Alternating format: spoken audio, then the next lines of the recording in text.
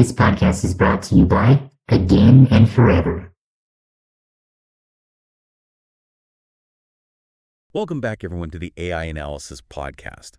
Today, we're going meta, examining an episode of another podcast called the Part of Your Broadway World Podcast. This specific episode is all about the TV show, Once Upon a Time. But really, it's a deep dive into fandom itself. Why do some shows inspire such passionate followings even years after they end? What makes fans seek out like-minded communities? It's fascinating, right? Yeah, and this episode features a guest, Lauren, who runs a popular Once Upon a Time TikTok account. Oh, wow. This immediately signals the power of fandom.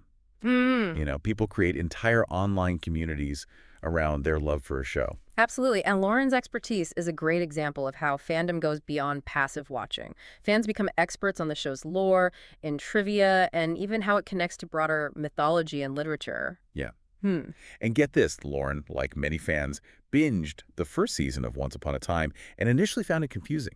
Have you ever struggled to get into a show at first but then fell head over heels for it later? Oh, absolutely. Sometimes those are the shows you end up loving the most. Yeah, the ones that really make you work for it. Exactly. Patience is key with some shows. For sure. And even dedicated fans might have arcs they find less engaging. In the podcast, Lauren's co-host mentions almost giving up on the show during the Peter Pan arc. It makes sense. Certain storylines just click more with different viewers. And even if you're a diehard fan, there might be parts that don't quite grab you in the same way. Right. And, you know, fandom has its perks, too. Lauren shared this amazing story about meeting two of the show's actors at Comic-Con, years apart. Talk about dedication. Oh, wow. That's incredible. It really shows the unique opportunity conventions provide for fans to connect with each other and with the creators of the things they love. It's such a cool dynamic. Absolutely. It bridges the gap between the story and the people who brought it to life. Definitely. And of course, we can't forget about the merchandise. Lauren mentioned her collection of Once Upon a Time Funko Pops and a special edition Kindle case. Oh, cool. It makes you realize that fandom has a real economic impact. Dedicated fans support the things they love by purchasing merchandise, attending events, and even creating their own fan content. For sure. It's a whole ecosystem. And that passion really shines through in how fans analyze the show.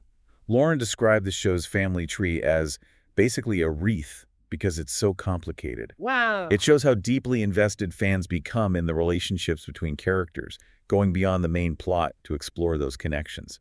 They create fan fiction, art, and theories, adding their own layers to the story. Absolutely. Relationships are often the heart of what draws us to stories. And it's natural for fans to want to delve deeper into those dynamics, to imagine new possibilities and explore what-if scenarios. Yeah, it's like they become co-creators, expanding the universe of the show in their own unique ways. Exactly. And that's what makes fandom so dynamic and engaging. It's a constant conversation, a back and forth between the original work and the interpretations and creations of its fans. And that's what makes fandom so dynamic and engaging. It's a constant conversation, a back and forth between the original work and the interpretations and creations of its fans. It's so true. And this episode of the Part of Your Broadway World podcast really highlighted that. We were talking before about fans building their own narratives. Yeah. Do you think that's unique to Once Upon a Time, or is it something you see across different fandoms? I think it's a core element of any strong fandom, really. You know, the source material provides the foundation, but it's the fans who take it and run with it, you know, expanding the universe, filling in the gaps, and even challenging the original vision sometimes. Right. It's like this collaborative storytelling process where the show gives you the spark and then the fans go wild with it, like creating their own headcanons or writing fan fiction or even reinterpreting certain events or characters. Exactly. And with Once Upon a Time, it's like they gave fans this incredible playground to explore with all these classic fairy tales and this really complex mythology. Think about how they wove in characters from different stories, and sometimes they blended them in ways you'd never expect. Yeah, like Dorothy from The Wizard of Oz, which, as Lauren pointed out, isn't even a Disney property. Right, yeah. It makes you wonder how much freedom the creators had in choosing which stories to include. It does make you wonder. It suggests they weren't just sticking to the Disney vault, right? Like, they were really drawing from this wider range of folklore and mythology to create their own unique tapestry. And they definitely weren't afraid to shake things up with those classic characters either. Yeah. I mean, the reveal that Peter Pan was Rumpelstiltskin's father, that was a huge twist. Oh, yeah, that was a bold move for sure. Some fans might have found it a little convoluted, but I thought it added this whole other layer of complexity to both characters.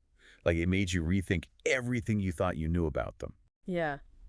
It definitely challenged our assumptions about who those characters were and what motivated them. Right. It's like the writers were constantly keeping us on our toes, reminding us that even the most familiar fairy tale characters have these hidden depths and backstories. And that's what keeps things interesting, right? It's not just rehashing the same old stories. It's about finding new ways to explore them and to make us think about them in a fresh light.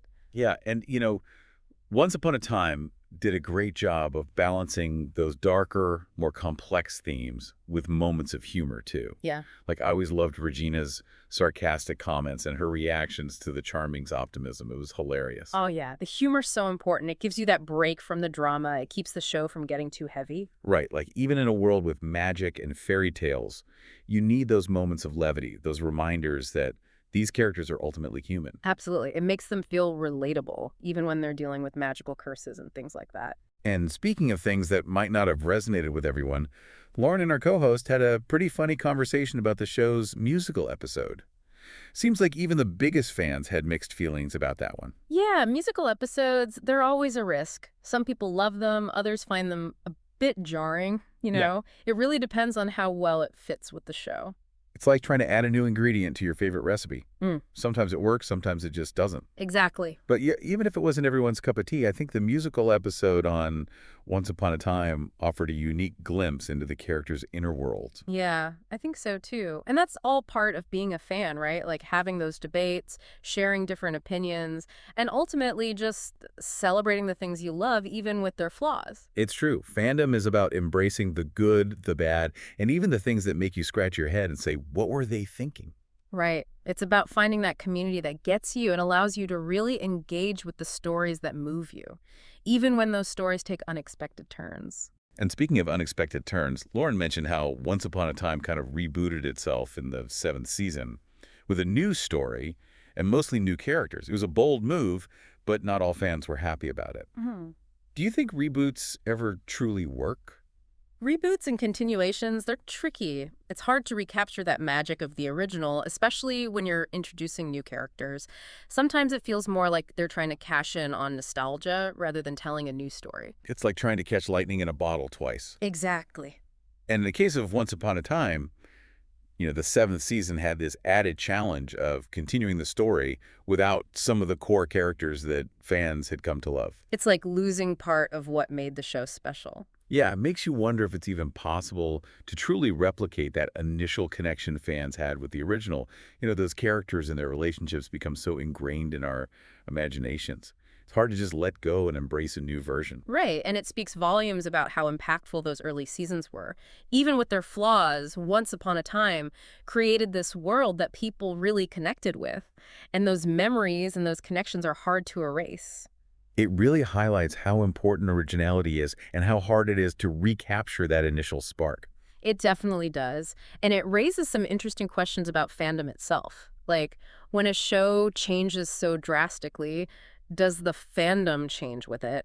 Or do some fans kind of hold on to that original version? It's almost like a fork in the road for the fandom. Yeah. Some might embrace the new direction, while others might stick with the version they fell in love with. And that's a testament to the power of those original stories. Even when a show ends or changes, the memories and the connections we made within that fandom, they can last. It's like a chapter closes, but the story continues in our own way. And that's the beauty of it, right? Fandom is always evolving, even as the source material changes or fades away. So even though Once Upon a Time has ended, it's clear that its legacy lives on through the fans. They're still discussing it, debating it, and finding new ways to connect with those characters and themes. Absolutely. The show might be over, but the conversation goes on.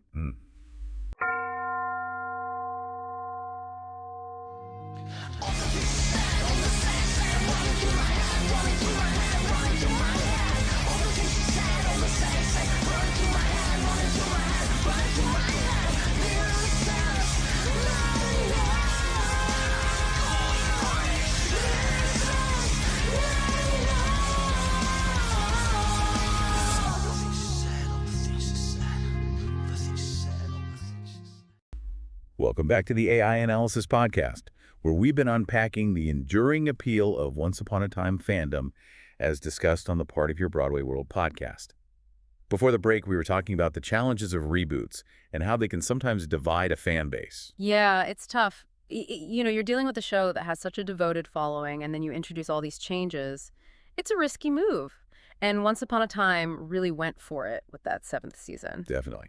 And speaking of taking risks, Lauren and her co-host really got into the show's mythology, especially the whole concept of the Wish Realm. Oh, It yeah. sounds like even they were struggling to wrap their heads around it at times. The Wish Realm was definitely a fascinating addition to the lore, but it was super convoluted, too. Yeah. I mean, introducing alternate versions of characters and storylines like that, it definitely made things more complex.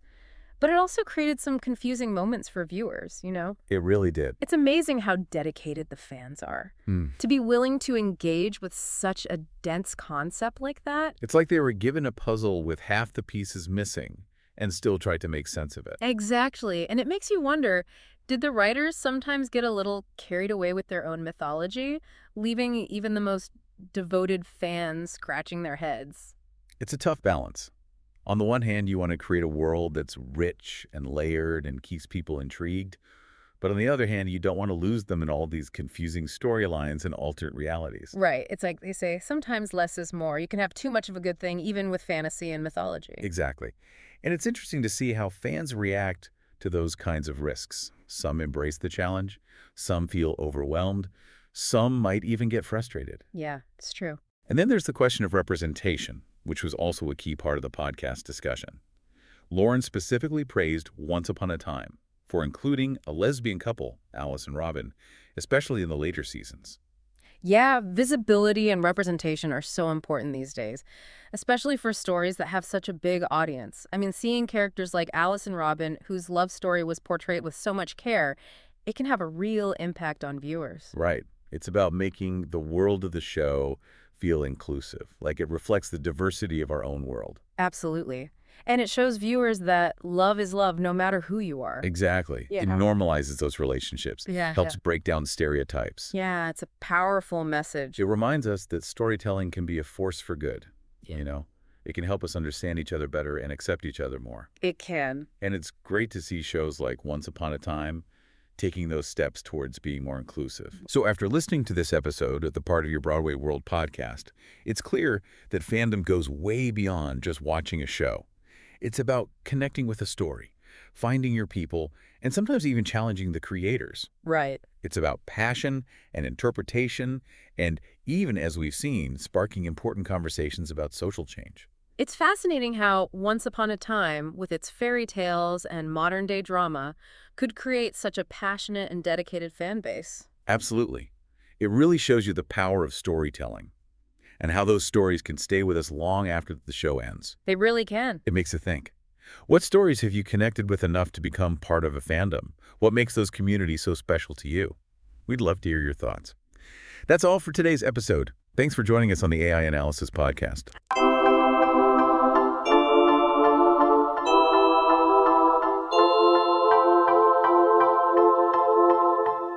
Excuse me.